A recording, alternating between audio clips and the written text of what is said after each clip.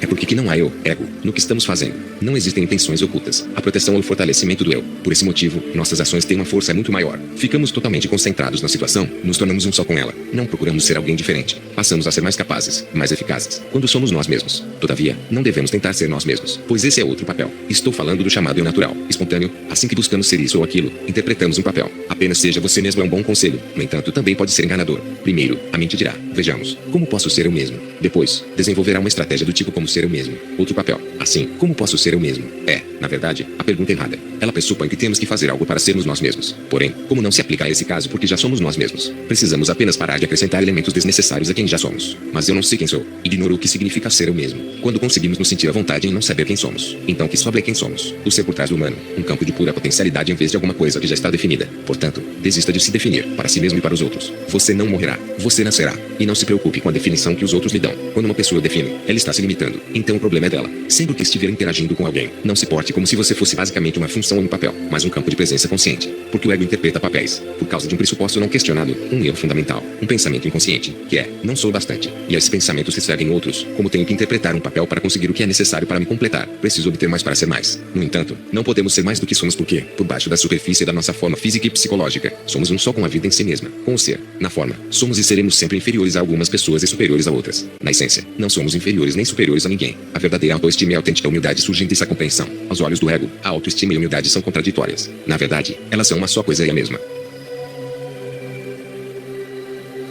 O ego patológico. Considerando a palavra patológico no seu sentido mais amplo, podemos dizer que o ego em si é patológico, não importa que forma assuma. Quando observamos a raiz desse termo no grego antigo, vemos quanto é apropriado aplicá-lo ao ego. Embora costume ser usado para explicar uma condição de doença, ele deriva de patos, que significa sofrimento. Isso, é claro, foi o que Buda descobriu 2600 anos atrás como uma característica da condição humana. Uma pessoa dominada pelo ego, contudo, não reconhece o sofrimento como sofrimento. Ela o considera a única resposta adequada em qualquer tipo de situação. O ego, na sua cegueira, é incapaz de ver a dor que inflige a si mesmo e aos outros. A infelicidade é uma doença mental emocional que atingiu proporções epidêmicas. É o equivalente subjetivo da poluição ambiental do planeta. Estados negativos, como raiva, ansiedade, rancor, ressentimento, descontentamento, inveja e ciúme, entre outros, não costumam ser vistos como negativos, e sim como condições totalmente justificadas. Além disso, a compreensão errônea de que eles não são criados pela própria pessoa, mas por alguém ou por um fator externo. Eu o considero responsável pela minha dor. Isso é o que o ego deixa subentendido. O ego não consegue distinguir entre uma situação e sua interpretação de uma reação a essa situação. Podemos dizer que dia horrível, sem atentarmos para o fato de que me frio, o vento e a chuva ou qualquer elemento ao qual estejamos reagindo não são horríveis. Eles são como são. O que é horrível é nossa reação. A resistência subjetiva a eles e a emoção que é criada por essa resistência. Nas palavras de Shakespeare, nada existe de bom nem de mal.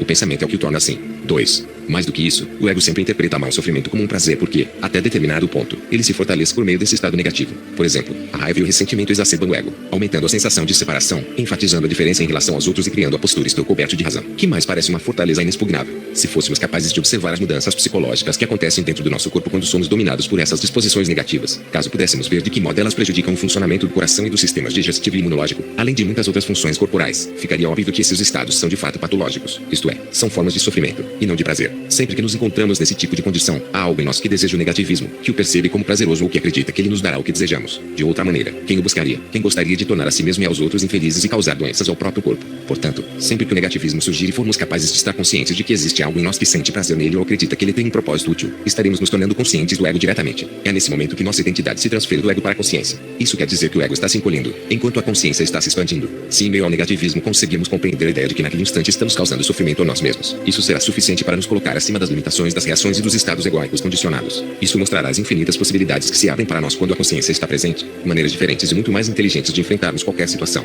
Assim que reconhecemos nossa infelicidade como algo não inteligente, nos libertamos dela. O negativismo é destituído de inteligência. Ele é sempre uma criação do ego, que pode ser esperto, mas não é inteligente. A esperteza persegue objetivos próprios e pequenos. A inteligência vê o conjunto maior em que todas as coisas estão interligadas. A esperteza é motivada pelo interesse pessoal e é extremamente imediatista. Em sua maioria, os políticos e os profissionais do mundo dos negócios são espertos. Muito poucos são inteligentes. Tudo que é alcançado por meio de esperteza tem vida curta e sempre resulta numa derrota pessoal. A esperteza divide, enquanto a inteligência inclui.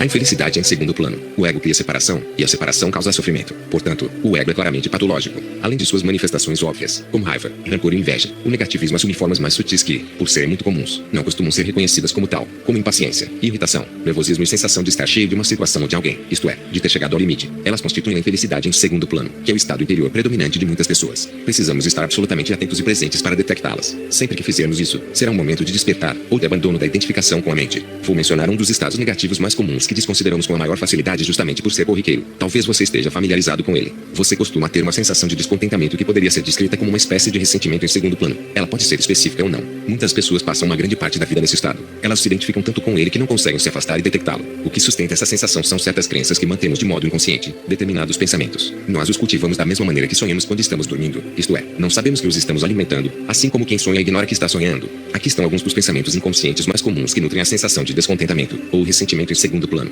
Eliminei seu conteúdo para que apenas sua estrutura permanecesse. Eles se tornam mais claramente visíveis dessa maneira. Sempre que você detectar infelicidade em segundo plano na sua vida, ou até mesmo no primeiro plano, poderá verificar quais desses pensamentos se aplicam ao caso e preenchê-los com seu próprio conteúdo, de acordo com a sua situação pessoal. Alguma coisa precisa acontecer na minha vida para que eu me sinta em paz, feliz, satisfeito, etc. E eu me ressinto de que isso não tenha acontecido ainda. Talvez meu ressentimento faça com que finalmente ocorra. Houve um fato no passado que não devia ter acontecido, e eu me ressinto disso. Se isso não tivesse ocorrido, eu estaria em paz agora. Existe algo acontecendo agora que não deveria estar acontecendo, e isso está me impedindo de ficar em paz. Geralmente, as crenças inconscientes são dirigidas contra uma pessoa e assim acontecendo se torna fazendo. Você deveria fazer isto para que eu fique em paz. Estou ressentido porque você não fez ainda. Quem sabe meu ressentimento leve a fazê-lo. Alguma coisa que você ou eu fizemos, dissemos ou deixamos de fazer no passado está me impedindo de ficar em paz agora. O que você está fazendo ou deixando de fazer não está me permitindo ficar em paz.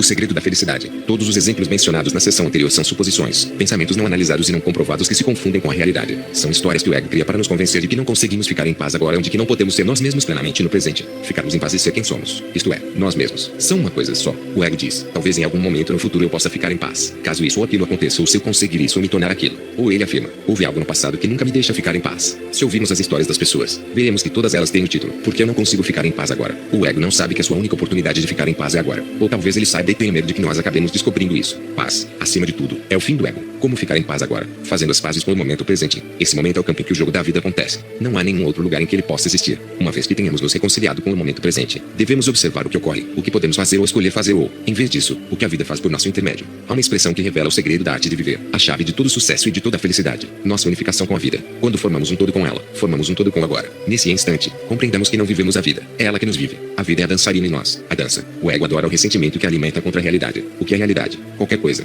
Buda chamou de tatata, a verdadeira natureza da vida, que não é mais do que a verdadeira natureza do momento. A oposição contra essa essência é uma das principais características do ego. Ela dá origem ao negativismo em que o ego se fortalece, a infelicidade que ele adora. Nesse sentido, causamos sofrimento a nós mesmos e aos outros sem nem sequer saber que estamos fazendo isso, ignorando que estamos criando o inferno na Terra. Provocarmos Deus sem saber. Essa é a essência de vivermos de modo inconsciente. É estarmos totalmente sob o domínio do ego. A extensão da incapacidade que ele tem de reconhecer a si mesmo e ver o que está causando é perturbadora e inacreditável. Ele faz exatamente o que condena nos outros, porém não percebe isso. Quando esse comportamento se torna evidente, ele usa a negação irada, argumentos sagazes e justificativas para distorcer os fatos. Tanto as pessoas quanto as empresas e os governos agem assim. No instante em que todos os recursos falham, o ego recorre aos gritos e até mesmo à violência física. Envia os soldados. Agora podemos entender a sabedoria profunda das palavras de Jesus na cruz. Perdoai-os, pois eles não sabem o que fazem. Para darmos fim ao sofrimento que vem afligindo a condição humana há milhares de anos, precisamos começar por nós mesmos e assumir a responsabilidade por nosso estado interior em qualquer momento. Isso quer dizer agora. Portanto, pergunte-se, estou dando mostras de negativismo neste exato instante? Depois fique alerta. Preste atenção nos seus pensamentos e nas suas emoções. Observe as formas de infelicidade que se manifestam em graus menos elevados, como aquelas que mencionei anteriormente. Descontentamento, irritação, saturação, etc. Atente para os pensamentos que parecem justificar ou explicar essa infelicidade, mas que, na verdade, são seus causadores. Caso você tome consciência de um estado negativo dentro de si mesmo, isso não significa um fracasso da sua parte. Ao contrário, mostra que obteve sucesso. Enquanto a consciência não se manifesta, existe identificação com os estados internos, e essa identificação é o ego. Com a consciência vem o abandono da identificação com os pensamentos, as emoções e as reações. No entanto, esse processo não deve ser confundido com negação.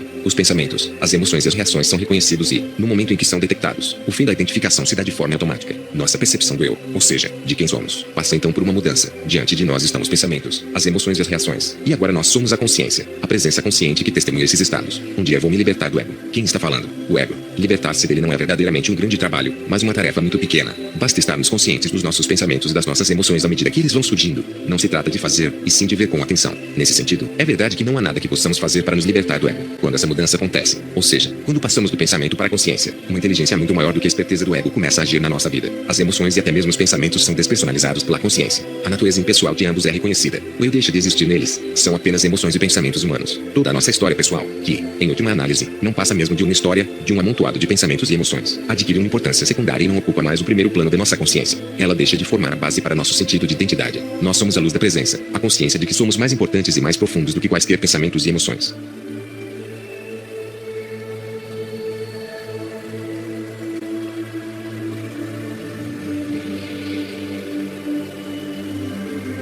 Formas patológicas do ego. Como vimos, o ego, na sua natureza essencial, é patológico, se usarmos essa palavra no seu sentido mais amplo para denotar distúrbio e sofrimento. Muitos transtornos mentais são constituídos de traços egóicos idênticos aos que se manifestam numa pessoa normal. A diferença é que, no caso do doente, eles se tornaram tão pronunciados que sua natureza patológica fica óbvia para qualquer um, menos para a vítima. Por exemplo, muitas pessoas normais contam determinados tipos de mentiras de tempos em tempos para parecer mais importantes e especiais e para realçar sua imagem na mente dos outros. Mentem sobre quem elas conhecem, suas conquistas e habilidades, bens e qualquer outra coisa que o ego use para se identificar. Alguns indivíduos, porém, motivados pela sensação de insatisfação do ego e de sua necessidade de ter ou ser mais, mentem de maneira habitual e compulsiva. A maioria das coisas que dizem sobre si mesmos, sua história, é uma verdadeira fantasia, uma obra de ficção que o ego cria para se sentir maior, mais especial. Sua autoimagem grandiosa e inflada pode às vezes enganar os outros, mas normalmente não por muito tempo. A maior parte das pessoas logo a reconhece como uma completa invenção. A doença mental chamada esquizofrenia paranoide, ou paranoia, é essencialmente uma forma exagerada de ego. Em geral, ela consiste numa história ficcional que a mente inventa para dar sentido a um persistente sentimento subjacente de medo. O elemento principal da história do portador desse mal é a crença de que determinadas pessoas, algumas vezes, um monte de gente ou quase todo mundo, estão tramando contra ele ou conspirando para controlá-lo ou matá-lo. Como a história costuma ter coerência e lógica, por vezes faz com que os outros também acreditem nela. Há casos de empresas e países que têm sistemas de crenças paranoicos na sua própria base.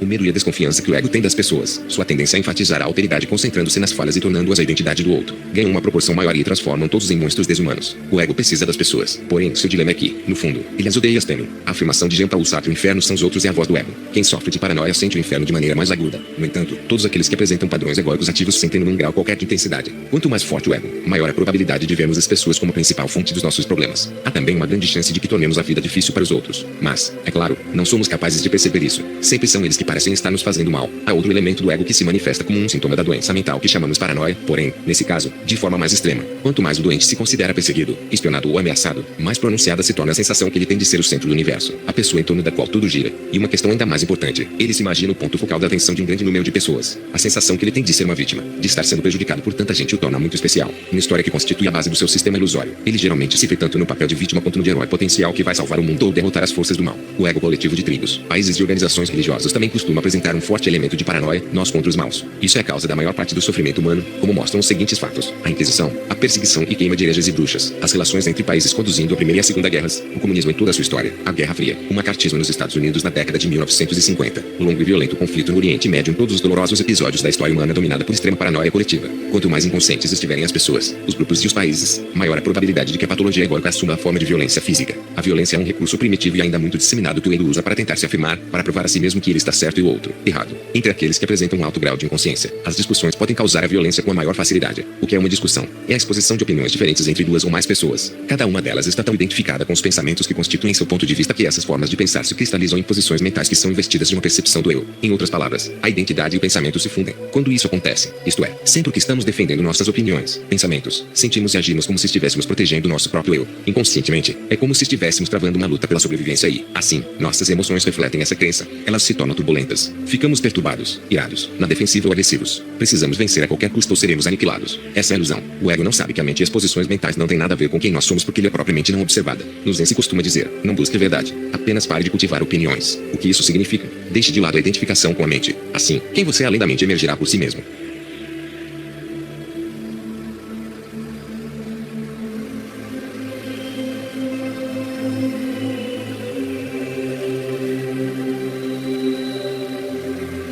O trabalho, com isso, é a influência do ego. A maioria das pessoas tem momentos livres da interferência do ego. As que são excepcionais no que fazem podem permanecer completamente ou em grande parte livres dele enquanto executam seu trabalho. Talvez elas não saibam disso, mas sua atividade se tornou uma prática espiritual. A maior parte delas se mantém no estado de presença enquanto trabalha e se retrai numa inconsciência relativa na vida privada. Isso significa que seu estado de presença ocorre durante o tempo que é destinado a uma área específica da sua vida. Conheci professores, artistas, enfermeiros, médicos, cientistas, assistentes sociais, garçons, cabeleireiros, empresários e vendedores que realizam seu trabalho de modo admirável e sem nenhuma busca pessoal, respondendo a qualquer coisa que o momento exige. Eles se tornam um só com o que fazem, com o agora, com as pessoas e com a tarefa que executam. Sua influência sobre os outros supera a função que desempenham. Ocorre uma suavização do ego em todos com quem entram em contato. Algumas vezes, até mesmo indivíduos com um ego muito forte relaxam, baixam a guarda e param de interpretar seu papel quando interagem com essas pessoas. Não surpreende que elas sejam extraordinariamente bem-sucedidas no que fazem. Qualquer um que alcance a unificação com seu trabalho está construindo uma nova terra. Conheci também muitos outros profissionais que podem ser tecnicamente bons no que fazem, mas cujo ego sabota seu desempenho de forma constante. Apenas parte de sua atenção é fixada no trabalho que realizam. A outra parte é voltada para si mesmos. Seu ego exige o reconhecimento pessoal e desperdiça energia com ressentimento quando não obtém o suficiente, e nunca o bastante. Será que alguém está conseguindo mais reconhecimento do que eu? Outras vezes, o foco da atenção dessas pessoas é o lucro ou o poder, e sua atividade nada mais é do que um meio para alcançar esse fim. Nesse caso, seu desempenho não pode ser de alta qualidade. Quando surgem obstáculos ou dificuldades no trabalho, nas ocasiões em que as coisas não correm de acordo com a expectativa, sempre que pessoas ou circunstâncias não são favoráveis ou cooperativas, elas não procuram formar imediatamente um todo com a nova conjuntura e responder às exigências do momento. Ao contrário, reagem contra a situação e assim se separam dela. Existe um eu que se sente ofendido ou ressentido. Com isso, uma enorme quantidade de energia é queimada em protesto ou raiva inútil quando poderia ser usada para resolver a questão, caso não fosse mal empregada pelo ego. Mais do que isso, essa anti-energia cria novos obstáculos, nova oposição. Muitos indivíduos são de fato seu pior inimigo. Sem saber, as pessoas sabotam o próprio trabalho quando se recusam a prestar ajuda ou informações aos outros ou tentam prejudicá-los para que não alcancem mais sucesso ou crédito do que elas. A cooperação é estranha ao ego, a não ser quando existe uma intenção oculta. Ele não sabe que, quando incluímos as pessoas, as coisas fluem mais suavemente e chegam até nós com mais facilidade. Se prestamos pouco ou nenhum auxílio aos outros ou colocamos obstáculos em seu caminho, ou o universo na forma de pessoas e circunstâncias, nos proporciona pouco ou nenhuma ajuda porque nos separamos do todo. O sentimento essencial inconsciente do ego de ainda não é bastante e faz com que ele reaja ao sucesso de qualquer pessoa como se esse êxito tivesse tirado alguma coisa dele. Ele ignora o fato de que seu ressentimento em relação à conquista de alguém restringe suas próprias possibilidades de ser bem-sucedido. Para atrair o sucesso, precisamos ser receptivos a ele onde quer que o vejamos.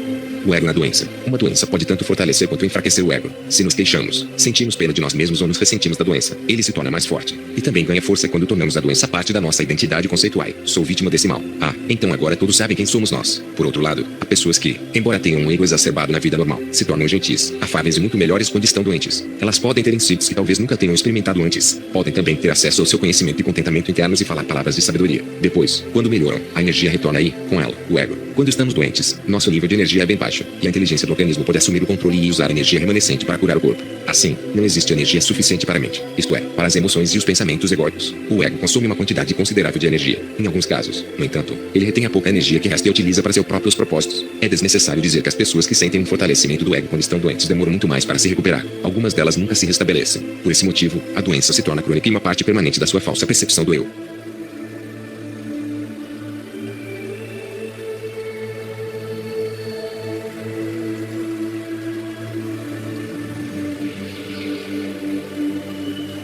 O ego coletivo. Até que ponto é difícil viver consigo mesmo? Uma das maneiras pelas quais o ego tenta escapar da insatisfação que tem em relação a si próprio é ampliando e fortalecendo sua percepção do eu. Ele faz isso identificando-se com um grupo, que pode ser um país, um partido político, uma empresa, uma instituição, uma seita, um clube, uma turma, um time de futebol, etc. Em alguns casos, o ego pessoal parece se dissolver completamente quando alguém dedica a vida a trabalhar com abnegação pelo bem maior de uma coletividade sem exigir recompensa, reconhecimento nem enaltecimento. Que alívio ser libertado da carga incômoda do eu pessoal. Os membros do grupo sentem-se felizes e satisfeitos. Não importa quanto precisem trabalhar, quantos sacrifícios tenham que fazer. Eles parecem ter superado o ego. A questão é, será que se libertaram de verdade ou o ego apenas se mudou do plano pessoal para o coletivo? Um ego coletivo manifesta as mesmas características do ego pessoal, como a necessidade de enfrentamentos inimigos, de ter ou fazer mais, de estar certo e mostrar que os outros estão errados, etc. Cedo ou tarde, essa coletividade entrará em conflito com outras coletividades porque busca inconscientemente o desentendimento e precisa de oposição para definir seus limites e, assim, a própria identidade. Depois, seus integrantes experimentam o sofrimento, que é uma consequência inevitável de toda ação motivada pelo ego. A essa altura, eles podem despertar e compreender que o seu grupo tem um forte componente de insanidade. Pode ser doloroso acordar de repente e perceber que a coletividade com a qual nos identificamos e para a qual trabalhamos é, na verdade, insana. Nesse momento, há pessoas que se tornam cínicas ou amargas e, daí por diante, passam a negar todos os valores, tudo que vale a pena. Isso significa que elas adotam rapidamente outro sistema de crenças quando o anterior é reconhecido como ilusório e, portanto, entram em colapso. Elas não encaram a morte do seu ego. Em vez disso, fogem e reencarnam em outro. Um ego coletivo costuma ser mais inconsciente do que os indivíduos que o constituem. Por exemplo, as multidões, que são entidades egóicas coletivas temporárias, são capazes de cometer atrocidades que a pessoa sozinha não seria capaz de praticar. Vez por outra, os países adotam um comportamento que seria imediatamente reconhecido como psicopático numa pessoa. À medida que a nova consciência for surgindo, algumas pessoas se sentirão motivadas a formar grupos que a reflitam, e eles não serão egos coletivos. Seus membros não terão necessidade de estabelecer sua identidade por meio deles, pois já não estarão procurando nenhuma forma para definir quem são. Ainda que essas pessoas não estejam totalmente livres do ego, elas terão consciência bastante para reconhecê-lo em si mesmas ou nos outros tão logo ele se manifeste. No entanto, será preciso estar sempre alerta, uma vez que o ego tentará assumir o controle e se reafirmar de qualquer maneira. Dissolver o ego humano trazendo à luz da consciência. Esse será um dos principais propósitos desses grupos formados por pessoas esclarecidas, sejam eles empresas, instituições de caridade, escolas ou comunidades. Essas coletividades vão cumprir uma função importante no surgimento da nova consciência, enquanto os grupos egóicos pressionam no sentido da inconsciência e do sofrimento. As agremiações esclarecidas podem ser um vórtice para a consciência que irá acelerar a mudança planetária.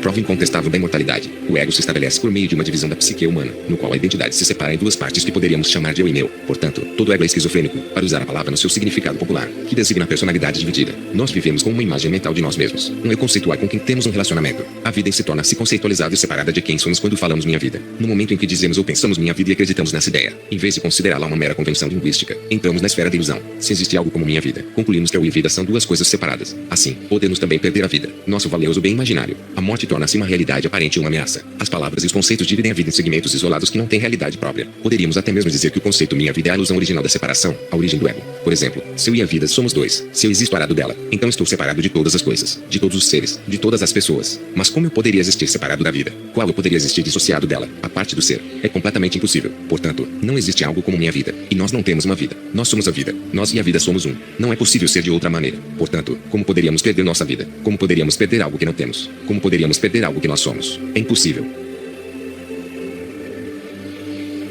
Capítulo 5.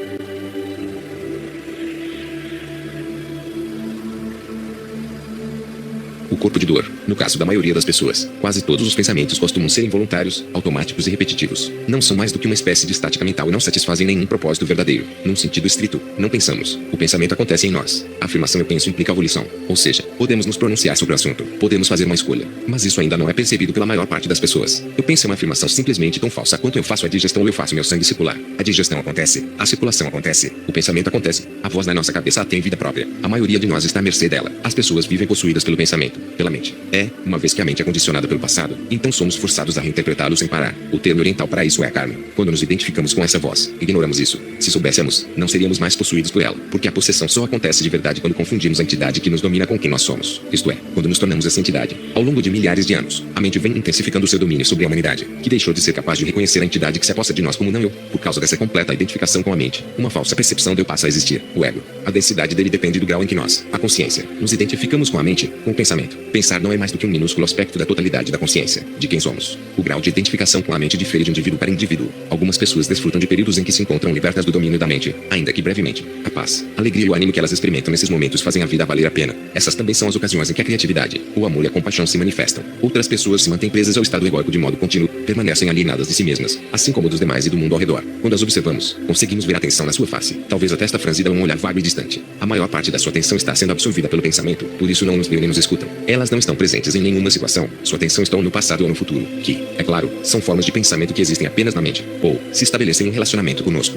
Fazem isso por meio de algum tipo de papel que interpretam e, assim, não são elas mesmas. As pessoas, em sua maioria, vivem alienadas de quem elas são. Às vezes esse estado chega a tal ponto que a maneira como se comportam e se relacionam é reconhecida como falsa por quase todo mundo, a não ser por aqueles que também são falsos e igualmente alienados de quem são. Alienação quer dizer que não nos sentimos à vontade em nenhuma situação, em nenhum lugar nem com ninguém, nem mesmo conosco. Estamos sempre tentando nos sentir em casa, mas isso nunca acontece. Alguns dos maiores escritores do século XX, como Franz Kafka, Albert Camus, T.S. Eliot e James Joyce, não só reconheceram a alienação como dilema universal da existência humana como é provável que a tenham sentido em si mesmos de modo profundo e, assim, foram capazes de expressá-lo excepcionalmente em suas obras. Eles não ofereceram uma solução. Sua contribuição foi nos proporcionar uma reflexão sobre essa dificuldade humana, para que pudéssemos vê-la com mais clareza. Ter uma visão mais nítida de uma situação complicada em que nos encontramos é o primeiro passo no sentido de superá-la.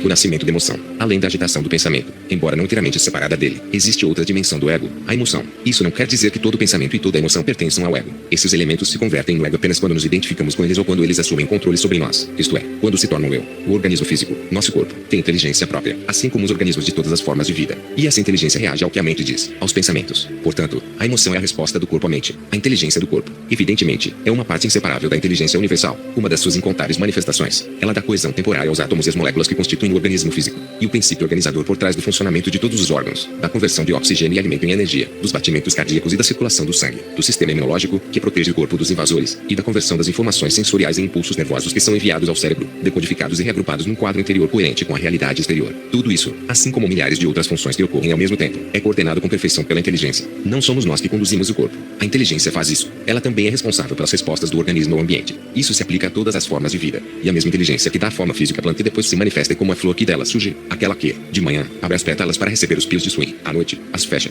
E a mesma inteligência que se revela como Gaia, o ser vivo complexo que é o planeta Terra. Essa inteligência faz surgir as reações instintivas do organismo a tudo que representa uma ameaça ou um desafio. No caso dos animais, ela produz respostas que parecem ter afinidade com as emoções humanas, como raiva, medo e prazer. Essas reações instintivas poderiam ser consideradas formas primordiais de emoção. Em determinadas situações, os seres humanos as manifestam da mesma maneira que os animais. Diante do perigo, quando a sobrevivência do organismo é ameaçada, o coração bate mais rápido, os músculos se contraem, a respiração se acelera numa preparação para a luta ou a fuga. O medo primordial, quando o corpo se vê sem possibilidade de fuga. Uma descarga súbita de energia intensa lhe dá uma força que ele não tinha antes. A raiva primordial. Essas reações instintivas se assemelham às emoções, mas não são emoções no verdadeiro sentido da palavra. A diferença fundamental entre elas é, enquanto a reação instintiva é a resposta direta do corpo a uma situação externa, a emoção é a reação do corpo a um pensamento. Indiretamente, uma emoção também pode ser uma reação a uma situação ou a um acontecimento real, porém ela será uma reação ao acontecimento que terá passado pelo filtro da interpretação mental, do pensamento, ou seja, dos conceitos de bom e mal, semelhante e diferente. Eu e meu, por exemplo, pode ser que você não sinta nenhuma emoção ao ser informado de que o carro de alguém foi roubado. No entanto, caso se trate do seu carro, é provável que fique perturbado. E impressionante a quantidade de emoção que um pequeno conceito mental como o meu pode gerar. Embora o corpo seja muito inteligente, ele não consegue diferenciar uma situação real de um pensamento. Por isso reage a todo pensamento como se fosse a realidade. Para o corpo, um pensamento preocupante, assustador, corresponde a estou em perigo, e ele responde à altura, embora a pessoa que esteja pensando isso possa estar deitada numa cama quente e confortável. O coração bate mais forte, os músculos se contraem, a respiração se acelera, forma-se um acúmulo de energia. Mas, uma vez que o perigo é apenas uma ficção mental, a energia não flui. Parte dela retorna à mente e dá origem a outros pensamentos ainda mais ansiosos. O resto da energia se converte em toxinas e interfere no funcionamento harmonioso do corpo.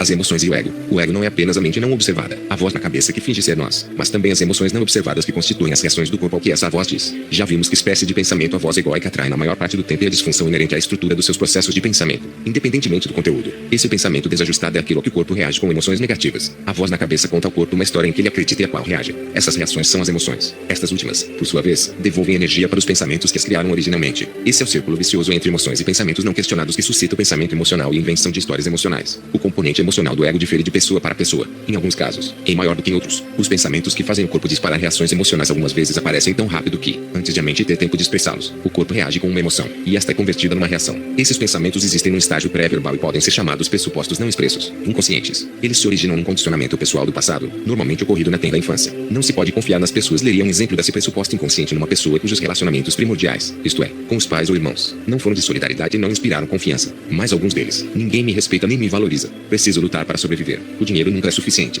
A vida sempre nos decepciona. Não mereço a prosperidade. Não sou digno do amor. Essas suposições inconscientes criam emoções no corpo que, por sua vez, geram atividade mental e, ou reações instantâneas. Dessa maneira, elas criam sua realidade pessoal. A voz do ego perturba continuamente o estado natural de bem-estar do ser. Quase todo o corpo humano se encontra sob grande tensão e estresse, mas não porque esteja sendo ameaçado por algum fator externo. A ameaça vem da mente. Há um ego vinculado ao corpo, que não pode fazer nada a não ser reagir a todos os padrões desajustados de pensamento que constituem o ego. Assim, um fluxo de emoções negativas acompanha o fluxo de pensamento incessante e compulsivo. O que é uma emoção negativa? É aquela que é tóxica para o corpo e interfere no seu equilíbrio e funcionamento harmonioso. Medo, ansiedade, raiva, ressentimento, tristeza, rancor ou desgosto intenso, ciúme, inveja. Tudo isso perturba o fluxo da energia pelo corpo, afeta o coração, o sistema imunológico, a digestão, a produção de hormônios, e assim por diante. Até mesmo a medicina tradicional, que ainda sabe muito pouco sobre como o ego funciona, está começando a reconhecer a ligação entre os estados emocionais negativos e as doenças físicas. Uma emoção que prejudica nosso corpo também contamina as pessoas com quem temos contato e, indiretamente, por um processo de reação em cadeia, um incontável número de indivíduos com quem nunca nos encontramos. Existe um termo genérico para todas as emoções negativas: infelicidade. Será que as emoções positivas têm o efeito oposto sobre o corpo físico?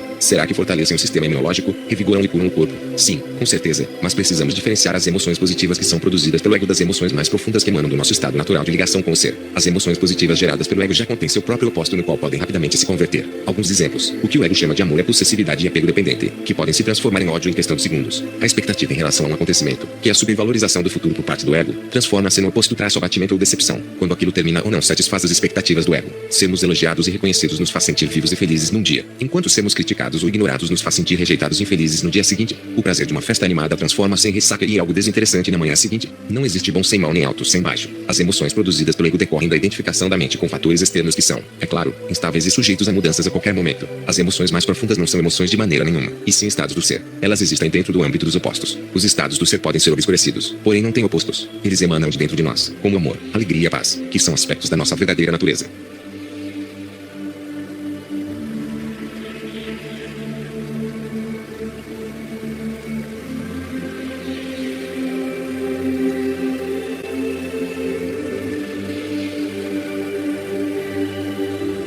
pato com mente humana. Em O Poder do Agora, citei minha observação de que dois patos, depois de um confronto, que nunca demora muito, separam-se e afastam-se em direções opostas. Em seguida, cada um deles bate as asas vigorosamente algumas vezes, liberando assim o excesso de energia acumulada durante a luta. Depois disso, eles nadam em paz, como se nada tivesse acontecido. Se o pato tivesse a mente de um ser humano, ele conservaria a luta viva no pensamento por meio de uma história. Provavelmente, ela seria assim: não acredito no que ele acabou de fazer. Ele chegou a poucos centímetros de mim. Pensa que é o dono do lago. Não tem consideração pelo meu espaço privado. Nunca mais vou confiar nele. Da próxima vez, ele vai fazer a mesma coisa só para me aborrecer. Tenho certeza de que já está tramando alguma coisa, mas não vou suportar isso de novo. Vou ensinar a ele uma lição de que não vai se esquecer. Dessa forma, a mente cria suas histórias, uma atrás da outra, e continua pensando e falando sobre elas durante dias, meses ou anos. No que diz respeito ao corpo, a luta continua, e a energia que ela produz em resposta a todos esses pensamentos são as emoções, que, por sua vez, suscitam mais pensamentos. Isso se torna o pensamento emocional do ego. Podemos imaginar quanto a vida do pato se tornaria problemática se a mente dele fosse humana. Todavia, é assim que a maioria das pessoas vive na maior parte do tempo. Nenhuma situação, nenhum acontecimento, jamais termina de verdade. A mente ou minha história, criada pela própria mente, se encarregam de dar continuidade ao processo. Nós somos uma espécie que tomou o caminho errado.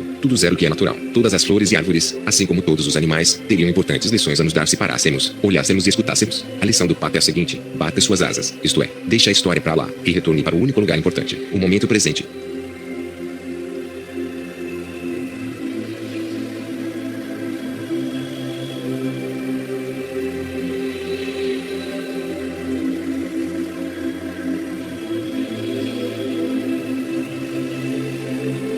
Carregando o passado, a incapacidade, ou melhor, a relutância da mente humana em deixar de lado o passado primorosamente ilustrada na história dos dois monges Zen, Tanzan e Kido, que caminhavam numa estrada enlameada depois de uma forte chuva. Próxima a uma aldeia, eles encontraram uma moça que estava tendo dificuldade em atravessar a estrada por causa da lama. Se ela continuasse a caminhar, estragaria seu kimono de seda. Sem titubear, Tanzan a pegou no colo e a carregou para um outro lado da estrada. Os monges prosseguiram na sua caminhada em silêncio. 5 horas depois, quando já estavam perto do templo onde passariam a noite, Kido não conseguiu mais se conter. Por que você carregou a moça para um outro lado da estrada? Perguntou. Nós, monges, não devemos fazer essas coisas. Faz horas que coloquei aquela jovem no chão, respondeu Tanzan. Você ainda está carregando? Agora, imagine como seria a vida de alguém que viva como Kido o tempo todo, incapaz de parar de pensar nas situações ou não querendo fazer isso e acumulando cada vez mais material dentro de si. Isso nos dá uma ideia de como é a vida da maioria das pessoas. Que pesado fardo do passado elas carregam na mente. O passado vive em nós na forma de lembranças. No entanto, elas em si mesmas não são um problema. Na verdade, é por meio delas que aprendemos com nossas experiências e com os erros que cometemos. Somente quando as recordações, isto é, os pensamentos sobre o passado, nos dominam completamente é que elas se transformam num fardo. Começam a ser problemáticas e a fazer parte do que entendemos como eu. Nossa personalidade, que é condicionada pelo passado, se torna nossa prisão. Essas memórias são investidas de uma percepção do eu, e nossa história passa a ser a percepção que temos de nós mesmos. Esse pequeno eu é uma ilusão que obscurece nossa verdadeira identidade como uma presença eterna e sem forma. Nossa história, porém, é formada por lembranças mentais e emocionais emoções antigas que são revividas continuamente. Assim como o monge que carregou o fardo do ressentimento por 5 horas, alimentando-o com pensamentos. A maioria das pessoas leva consigo uma grande quantidade de bagagem desnecessária, tanto mental quanto emocional, ao longo de toda a vida. Esses indivíduos se limitam com ressentimentos, arrependimentos, hostilidade e culpa. Seu pensamento emocional se torna seu eu e, assim, eles se apegam a velhas emoções porque estas fortalecem sua identidade. Por causa da tendência humana de perpetuar emoções antigas, quase todo mundo carrega no seu campo energético um acúmulo de antigas dores emocionais, que eu chamo de corpo de dor. Podemos, no entanto, parar de acrescentar ao corpo de dor aquilo que já temos. Somos capazes de aprender a refrear o hábito de acumular e perpetuar antigas emoções batendo nossas asas, metaforicamente falando, e nos abstendo de viver com a mente no passado. Não importa se um incidente aconteceu ontem ou 30 anos atrás. Temos como aprender a não manter vivos acontecimentos e situações e, em vez disso, sempre dirigir a atenção para o momento presente, puro, atemporal, em vez de nos deixarmos atrair por histórias mentais produzidas pela mente. Assim, nossa própria presença se torna nossa identidade, e não nossos pensamentos e nossas emoções. Absolutamente nada que tenha acontecido no passado pode nos impedir de estar presentes agora. E, se o passado não tem como evitar nosso estado de presença, que poder ele tem?